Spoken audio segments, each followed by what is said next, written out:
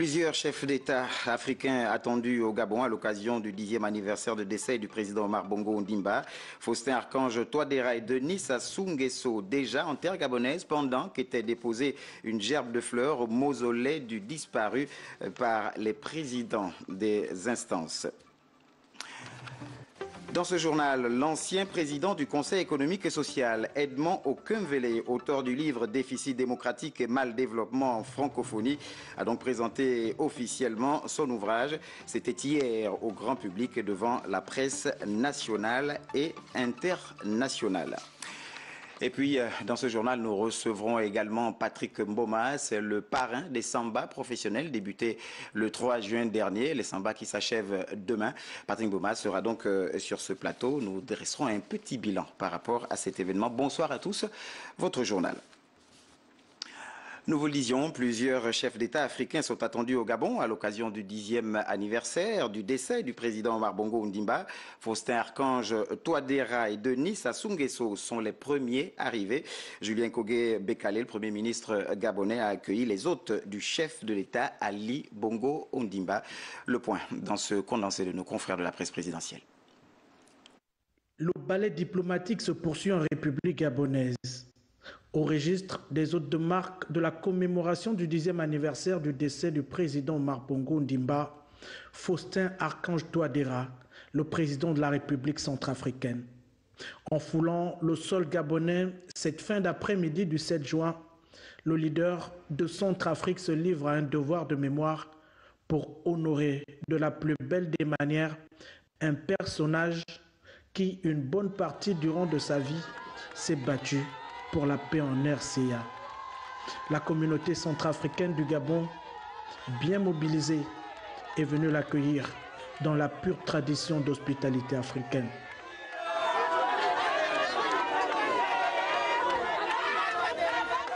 Seconde cordée pour cette fin de journée, Denis Sassou Nguesso, le président congolais. Comme son homologue centrafricain arrivé un peu plus tôt, c'est le Premier ministre, chef du gouvernement, Julien Kogué Bekale, qui le reçoit à sa descente d'avion. Le protocole d'accueil est celui réservé aux invités de marque. Ici, en terre gabonaise, le numéro 1 du Congo vient rendre hommage à un homme qu'il a connu. Plusieurs autres leaders africains sont attendus pour la commémoration de cet événement. Pour la commémoration donc des 10 ans, il y a 10 ans, le feu Omar Bongo Ondimba nous quittait. Cérémonie de dépôt de gerbes de fleurs au mausolée donc, de feu Omar Bongo Ondimba. C'était ce jour du côté de Franceville, dans la province du Haut-Ogooué, par les présidents des institutions. Et c'était à l'occasion de la commémoration, donc nous le disions, de son 10e anniversaire de décès. Reportage. Des institutions sont présents à Franceville pour un devoir de mémoire. 10 ans après le décès de feu président Omar Bongo Ondimba, ces derniers se sont inclinés au mausolée de l'illustre disparu pour le dépôt de la gerbe de fleurs. La cérémonie empreinte d'émotion et de solennité n'a laissé personne indifférent. 10 ans passés, mais le souvenir reste le même, les émotions toujours aussi grandes. On a perdu un grand homme, une grande figure de l'histoire gabonaise. Et ce que personnellement je retiens de lui, c'est qu'il était très attaché à la culture de la paix. Aujourd'hui, c'est un moment de recueillement de ce patriarche que nous avons perdu, qui était le bâtisseur et celui qui a consolidé l'unité nationale, l'unité de la nation gabonaise.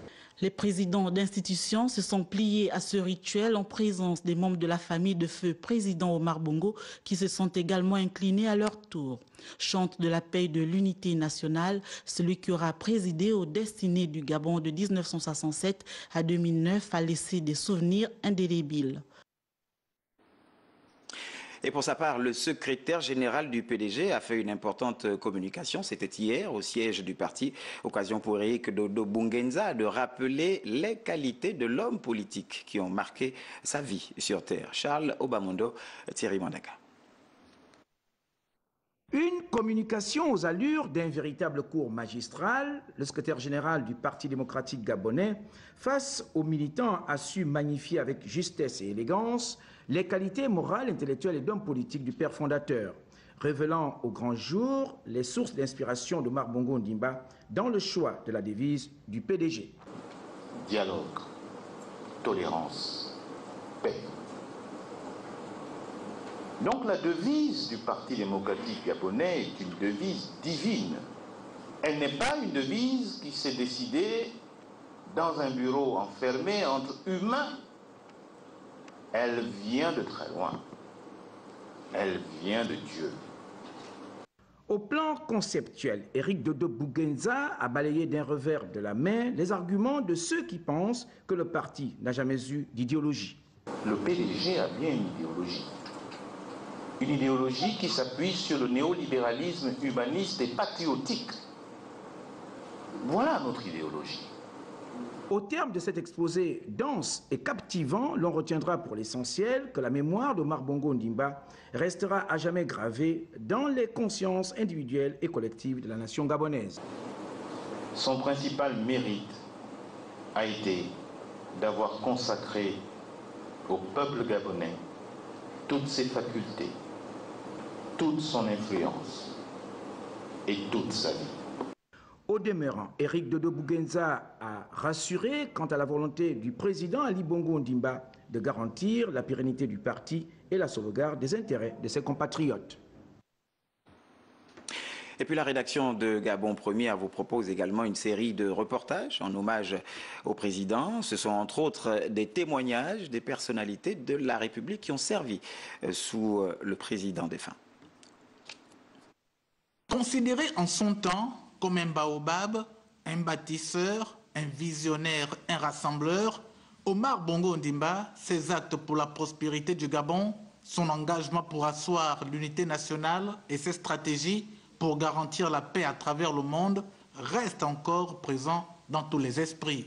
Omar Bongo, c'est quelqu'un que le Gabon a connu. Je pourrais même dire, c'était un dieu. Et moi qui vous parle, je suis son produit. Le 8 juin qui va arriver, personne gabonais vraiment dit de ce ne peut oublier cette date. Omar était un monsieur qui savait pardonner, mais il savait aussi punir. Il a géré ce pays avec tous les Gabonais.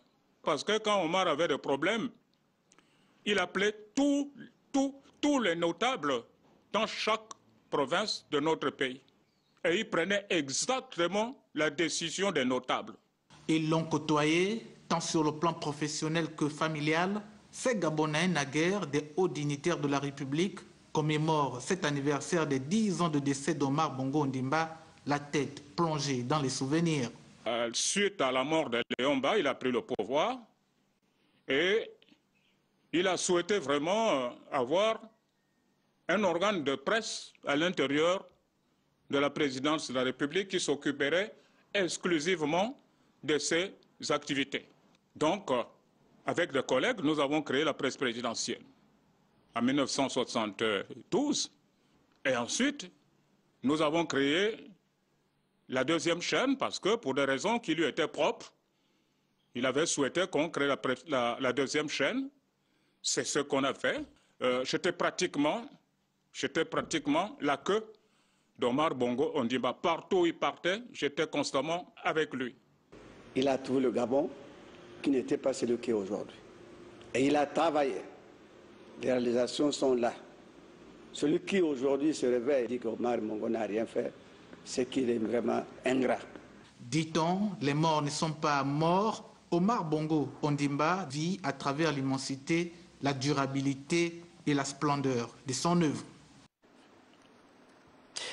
À l'Assemblée nationale, on parle de la commission ad hoc du secteur planification, affaires économiques, production et développement de l'Assemblée nationale chargée de l'examen du nouveau code forestier qui a donc eu une séance de travail récemment à la zone économique spéciale de Nkok. Il était question pour les honorables députés d'échanger avec l'administration sur des questions liées à ce nouveau texte de loi. Priska Nkama, Francis Onemé. Cette séance de travail tenue à la zone économique spéciale de Nkok par les honorables députés, membres de la commission de la planification, des affaires économiques, de la production et du développement, avait pour but de poursuivre les travaux en commission liés à l'examen du nouveau code forestier gabonais. Nous avons résolu de venir en Nkok parce que en amont comme en aval, la filière bois finit par faire intervenir la zone économique spéciale. Nous nous sommes dit que ce déplacement de Nkok nous permettrait de voir avec la société Olam, qui est une grosse société dans le secteur industriel, pour savoir quel est le processus dans ce code en révision. S'agissant de la transformation de cette ressource forestière qu'est le bois, l'article 223 mentionne que l'industrie de la première transformation regroupe les activités de sciage, de déroulage, de tranchage et de séchage. Ces étapes ont été appréciées par les honorables députés lors de leur visite dans l'une des usines commises pour cette tâche.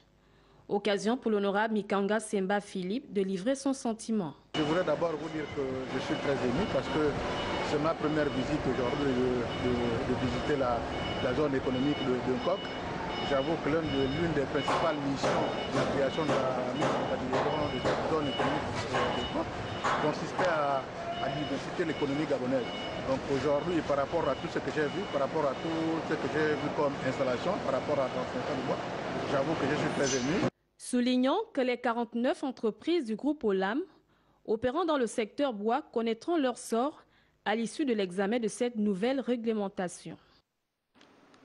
Sur un tout autre plan, dans le cadre de la promotion des producteurs de poulets locaux au Gabon, l'ambassadeur de Corée du Sud a visité ce matin à Libreville les éleveurs soutenus par le CAFACI, un organisme sud-coréen qui soutient les producteurs dans ce domaine. Jean de Dieu Gomes Gombi, Richard Moumiwa nous font le point. Nakiri et à Gondje ont constitué les étapes de la visite de l'ambassadeur de Corée du Sud au Gabon.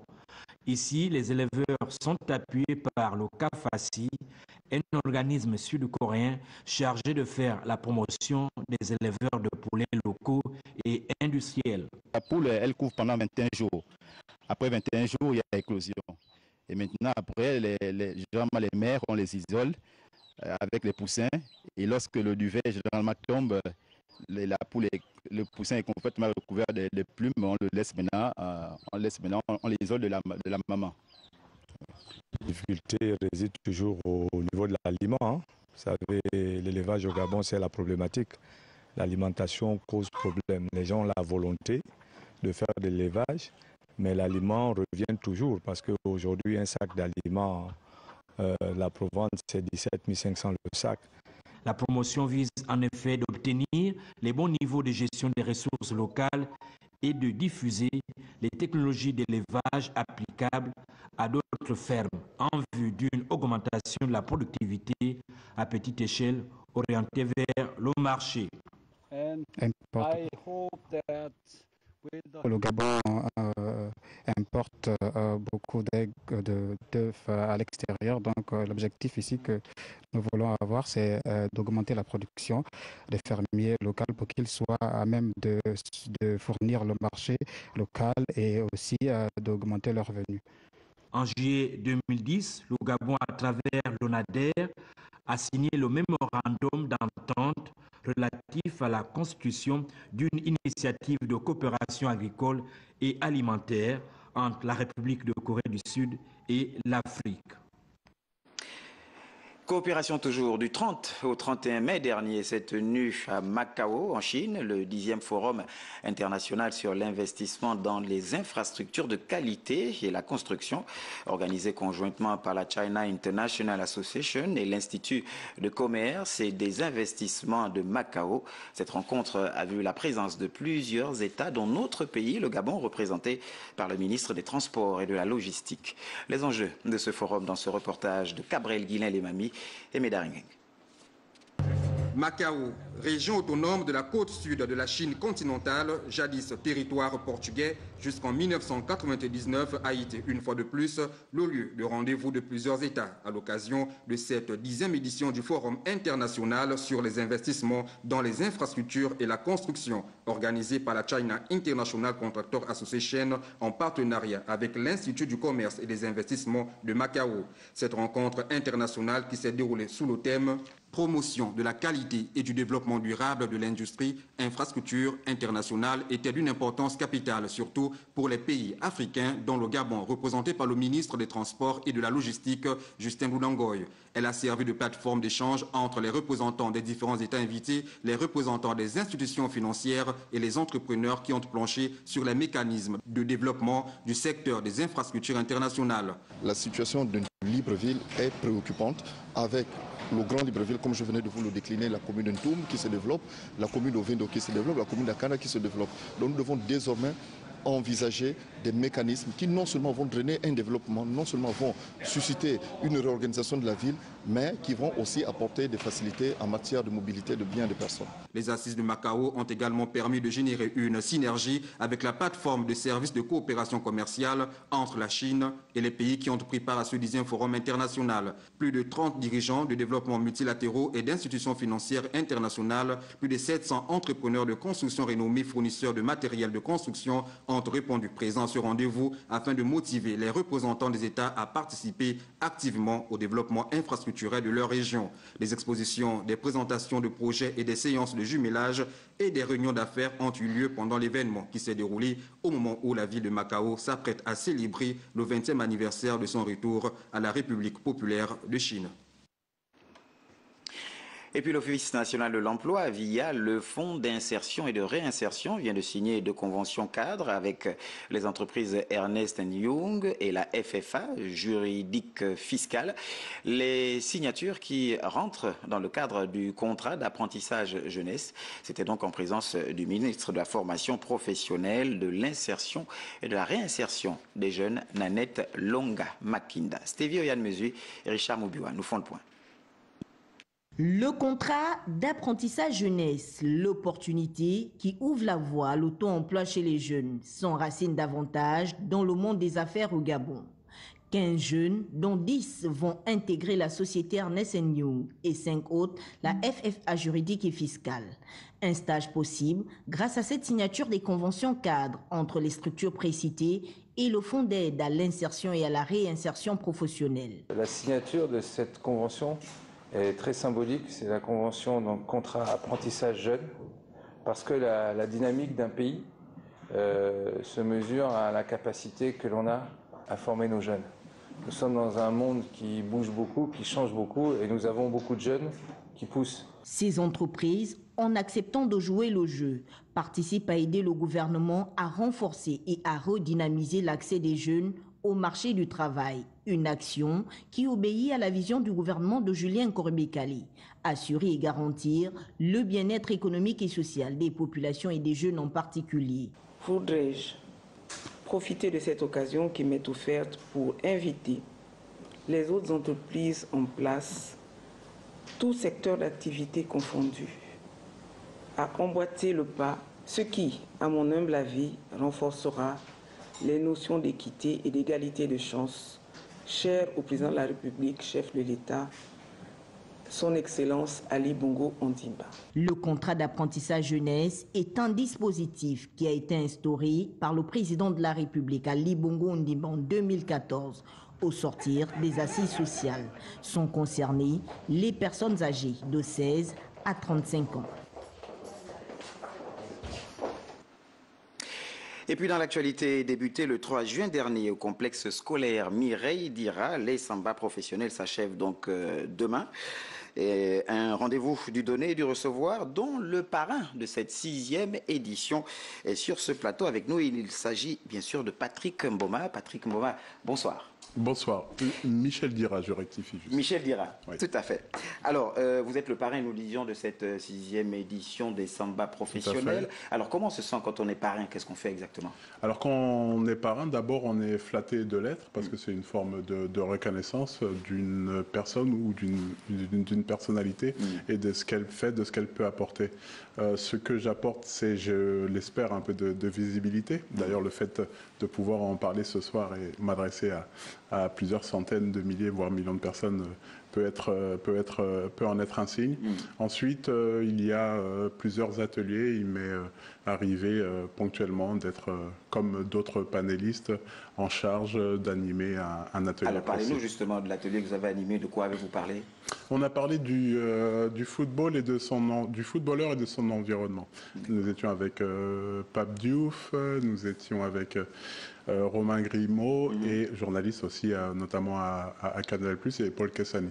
Donc nous avons eu une trentaine de conférenciers et puis nous avons évoqué tout cet entourage. On a parlé des agents, de la famille, de beaucoup de choses. Mais c'est très peu de choses par rapport à ce qui s'est passé pendant une semaine. Effectivement, où il y a eu jusqu'à 9 ateliers et beaucoup de choses se sont passées. Voilà un échange. On parlait de rendez-vous, du donner, du recevoir, échange d'expertise, d'expérience dans différents domaines. Le souhait, c'est que cela ne reste pas lettre morte, qu'on sente que derrière cela, il y a que les objectifs ont été atteints.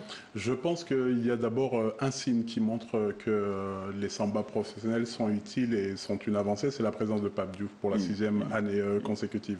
Ce n'est pas une personne qui a l'habitude de perdre son temps. Il vient donner comme d'autres, tous les panélistes et moi-même, par vous, venons donner de notre temps pour faire avancer la jeunesse entrepreneuriale ici au Gabon. Avec l'objectif peut-être à terme que cet événement puisse avoir à se déplacer sur le territoire gabonais et pourquoi pas sur toute l'Afrique, puisque le besoin est le même un peu partout. Et se fait sentir. Alors, effectivement, un événement qui a également mobilisé Gabon Première, puisque nous sommes également partenaires. Cet événement s'achève demain.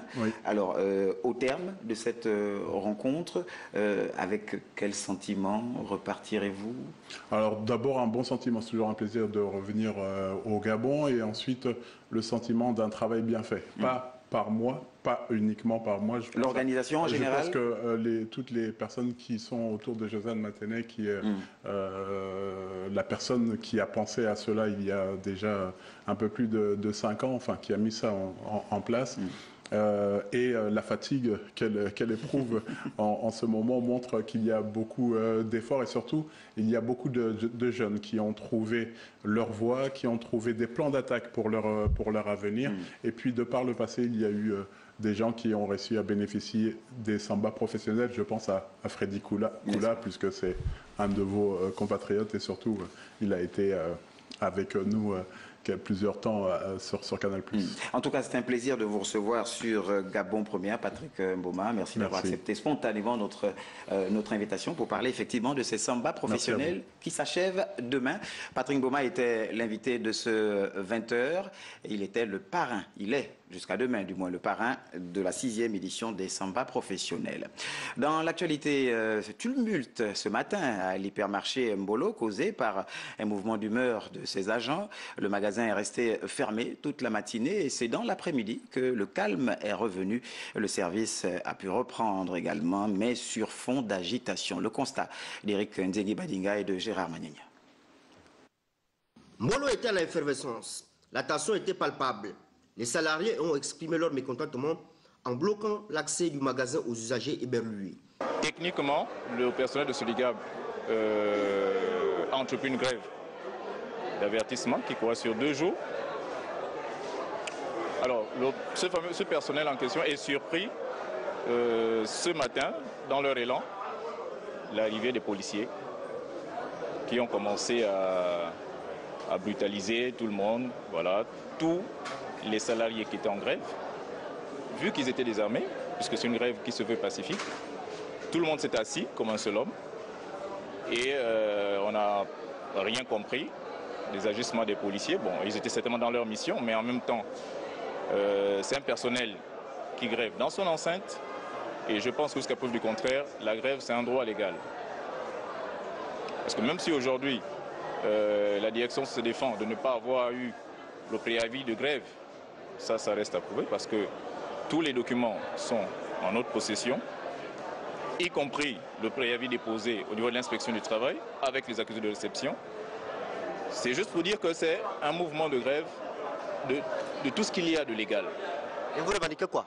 Un parterre de revendications, de doléances, ou qui sont devenues aujourd'hui des revendications, notamment les intimidations, les licenciements abusifs et surtout le fait qu'aujourd'hui, notre direction générale veut s'asseoir sur tout ce qu'on a comme acquis. Des acquis que nous avons durement gagnés. Pour l'équilibre de l'information, nous avons sollicité la direction générale de Mbolo qui n'a pas daigné répondre à notre requête. Dans l'après-midi, le service a repris son cours normal. Certains agents se sont désolidarisés du mouvement de grève.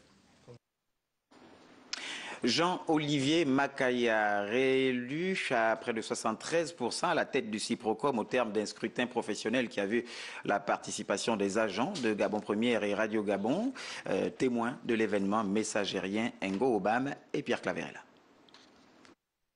Une élection du nouveau président du bureau du Ciprocom, syndicat des professionnels de la communication, mouvementé pour l'audiovisuel public gabonais, engagé ces derniers temps dans des réformes en profondeur pour plus de droits en milieu professionnel, avec à terme la victoire de Makaya Jean-Olivier de la liste Maturité, seule candidature en lice.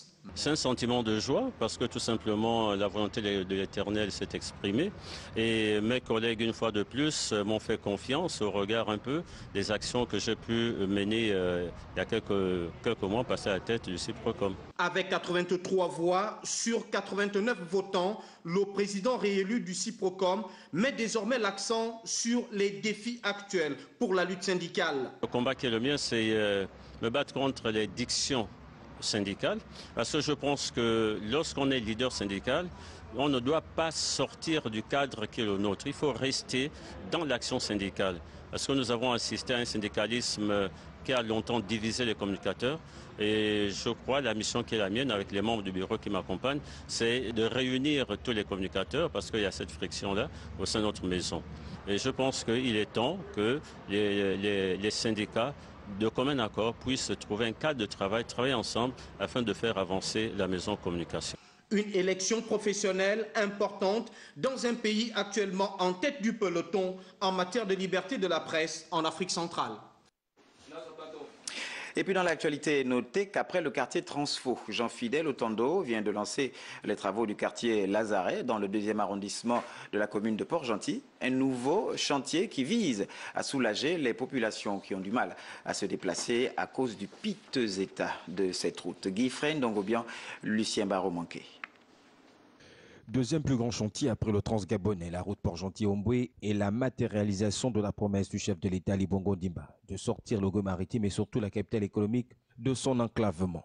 C'est pour se rendre compte des avancées significatives en termes de réalisation, 98%, que le gouverneur de province, Patrice Ontina, a effectué une visite de ce chantier. Il s'agit d'une visite routine de ce vaste chantier qui constitue la plus grande infrastructure de génie civil après le chemin de fer transgabonais. Les travaux se déroulent normalement. Permettez-moi de rappeler que c'est un linéaire de 93 km, une largeur de 12 mètres, qui comporte 2 ouvrages, le pont Osouri sur lequel nous trouvons, long de 4 km, 707 mètres. C'est le 3e plus long pont d'Afrique. Le 2e pont Nkomi, pont qui enjambe la lagune Nkomi, long de 4 km, 500. Alors c'est l'occasion également de dire que c'est une route qui va donc désenclaver la province de la Goué-Maritime et permettre la création d'un certain nombre d'activités économiques. Tout ceci pour le bien-être des Gabonais. L'inauguration est prévue donc pour le mois de septembre. Un ouvrage réalisé dans le respect des règles environnementales par la China Road and Braid Company. Vous voyez très bien lorsque vous regardez de part et d'autre cet ouvrage, vous constatez que cet ouvrage a été construit dans le respect des règles environnementales. C'est très important de le dire. Et ils auront respecté les délais contractuels. Notons également que c'est dans la perspective de l'inauguration en septembre 2019 de ce chantier que le gouverneur a effectué cette mission de prospection du site devant abriter la cérémonie. Voilà, à l'instant, c'était plutôt Patrice Ontina, gouverneur de la province de l'Ogooué-Maritime, qui effectuait récemment une visite sur le chantier de construction des ponts sur l'Omboué et Ozori. S'agissant de cet élément du ministre du Budget, Jean-Fidèle Otondo, nous y reviendrons au cours de nos prochaines éditions d'information, mais notez que dans le cadre de nos programmes, vous suivrez donc un magazine dénommé Mon combat, c'est vous, qui retrace donc les activités de Jean-Fidèle Otondo dans la province de l'Ogooué-Maritime. Et puis la boucle, on va parler livre cette fois-ci avec l'ancien président du Conseil économique et social, Edmond Okumvele, auteur du livre Déficit démocratique et mal développement en francophonie. Il a présenté officiellement son ouvrage hier au public. Plusieurs personnalités politiques et hommes de lettres et également de culture y ont pris part. Parmi eux, Arnaud Mbabekoum et Thierry Mandaka.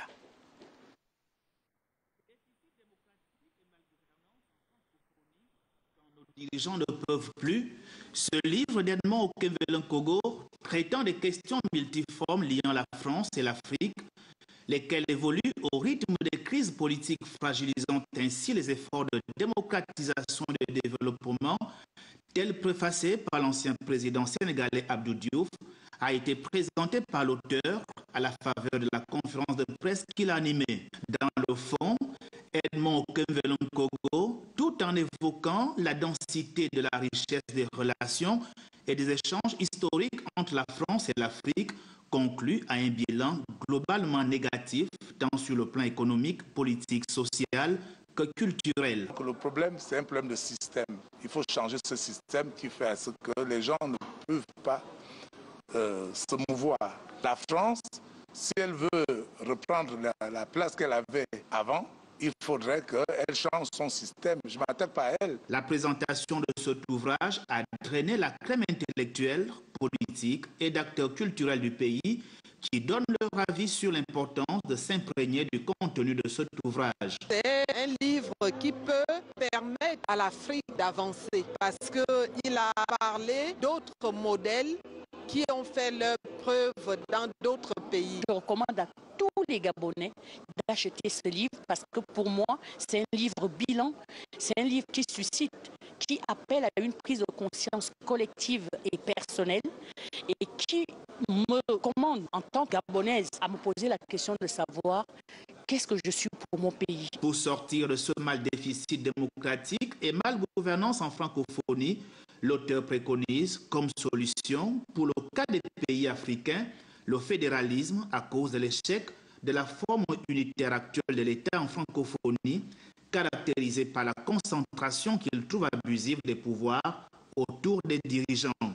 Ensuite, Edmond Okumvele Nkogo prône pour la valorisation de la culture et l'élitisme qui sont des facteurs de progrès.